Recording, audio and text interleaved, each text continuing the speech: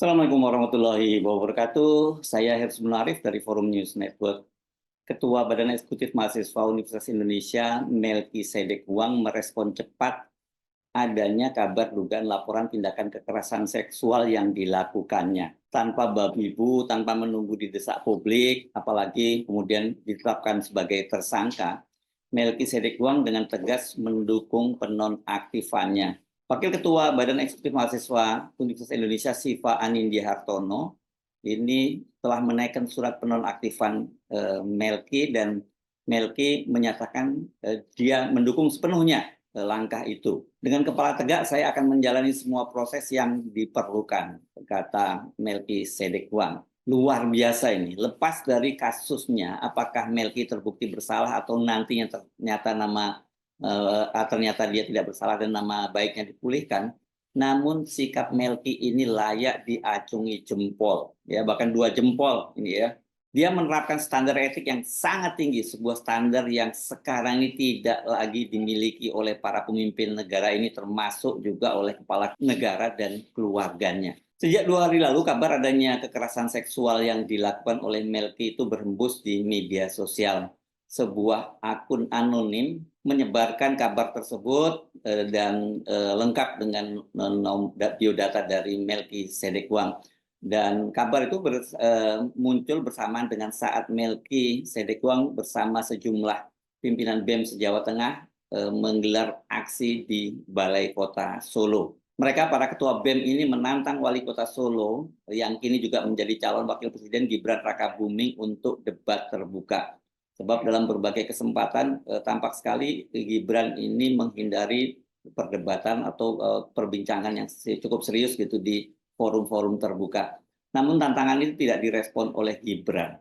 Kasus dugaan kekerasan seksual yang dilakukan oleh Melki Sedek itu saat ini tengah ditangani oleh Satgas Pencegahan dan Penanganan Kekerasan Seksual Universitas Indonesia yang dipimpin oleh Profesor Maneke Budiman. Maneke Budiman membenarkan tengah menangani kasus itu, tetapi dia tidak bisa bicara lebih detail tentang siapa yang melaporkan dan bagaimana proses yang mereka sedang tangani saat ini. Kabar bahwa kasus tersebut telah ditangani oleh Satgas PPKS, Pencegahan dan Penanganan Kekerasan Seksual UI, itu juga dibenarkan oleh Wakil Ketua BEM UI, Siva Anindya Hartono. Melalui unggahan di Instagram pribadinya, Siva Anindya menyampaikan 4 hal, dan salah satu poinnya dia meminta agar kasus itu tidak dicampur adukan dengan masalah politik. Satu, memang benar Melki sekarang sedang dinonaktifkan karena berdasarkan peraturan Badan Eksekutif Mahasiswa UI nomor 1 tahun 2023, Melki harus dinonaktifkan sementara untuk menjalani proses selanjutnya.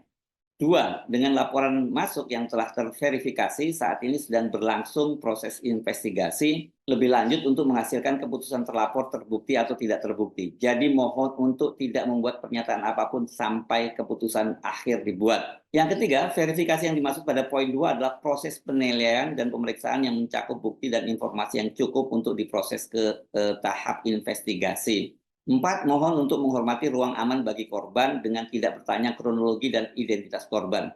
Mari kita menghormati proses yang sedang berlangsung dan memberikan dukungan terhadap perspektif korban. Sementara Melki melalui keterangan yang dia sebar di akun media sosial juga menyatakan siap menghadapinya. Ketika awal menjabat sebagai Ketua BEM UI 2023 di Januari lalu, saya berkeinginan untuk menciptakan lingkungan BEM yang memproses kekerasan seksual secara adil dan taat hukum. Oleh karena itu, saya memutuskan untuk merevisi peraturan BEM UI nomor 1 tahun 2023 yang membuat semua yang terlapor ataupun diduga melakukan harus dinonaktifkan sementara demi kepastian proses hukum. Hari ini saya memutuskan untuk menjalani proses yang saya buat sendiri. Sampai hari ini saya yakin tidak pernah melakukan hal tersebut. Saya juga belum pernah dapat surat pemanggilan ataupun penjelasan dari pihak-pihak yang ada. Bahkan saya belum mengetahui kronologi dan yang melaporkan. Tapi Wakil Ketua BEM UI kemarin menyatakan bahwa penonaktifan itu dibuat sebagai prosedur resmi untuk penanganan kasus. Saya akan hargai dan ikuti proses yang ada. Dengan kepala tegak, saya akan menjalani sebuah proses yang diperlukan. Keterangan Melki ini disertai dengan emotikon tangan mengepal dan dia juga menyertakan nomor kontaknya. Ini luar biasa sekali ya. Bayangkan anak-anak generasi Z ini tegas menegakkan aturan dengan standar etik yang sangat tinggi. Jadi Ini luar biasa kan, sekarang ini sudah jadi kebiasaan di negara kita ini. Kalau mereka melakukan satu pelanggaran etik, mereka berdalih bahwa itu ada aturan hukumnya yang tidak dilanggar, dan kemudian kalau tuh ada aturan yang dilanggar, ya mereka akan coba ubah aturannya. Proses itu yang dilakukan yang terjadi di Mahkamah Konstitusi ya, dengan lolosnya Gibran Rakabuming Raka putra Presiden Jokowi sebagai calon wakil presiden dari Prabowo Subianto. Wakil Ketua BEM Siva Anindya tanpa sungkan ini langsung mengambil tindakan menonaktifkan ketuanya. Ini bayangkan, ada seorang wakil langsung menonaktifkan ketuanya, dan sang ketua dengan lapang dada dan kepala tegak menyatakan siap sepakat dengan penonaktifannya sebagai ketua BEM. Padahal dia ini belum dinyatakan bersalah. Bandingkan dengan dua petinggi negara kita yang sudah ditetapkan sebagai tersangka, tapi tetap menolak mundur. Wakil Menteri Hukum dan HAM Profesor Edi Hiaris dan Ketua KPK Firly Bahuri. Kendati didesak oleh berbagai kalangan, mereka tidak juga segera mundur. Profesor Edi Hiaris itu masih berani menampakkan mukanya hadir dalam forum pengukuhan seorang guru besar di UGM, dan kemudian melakukan sidak di LP Ambarawa melihat fasilitas lembaga pemasarakatan di sana, dan bahkan kemudian hadir bersama dengan Menteri Hukum dan HAM dalam rapat kerja dengan Komisi 3, dan pada waktu itu dia sempat diusir oleh anggota Komisi 3 dari Partai Demokrat, Beni Harman. Namun setelah kembali diperiksa oleh KPK, akhirnya Edi Hiaris, Profesor Edi Hiaris, mantan Wamenkumham itu mengundurkan diri juga. Sementara Firly Bahuri itu dinonaktifkan oleh Presiden Jokowi, dan kendati sudah didesak oleh berbagai kalangan, Firly itu menolak mundur, dan juga beberapa wakil ketua KPK bersilat lidah mencoba melindunginya.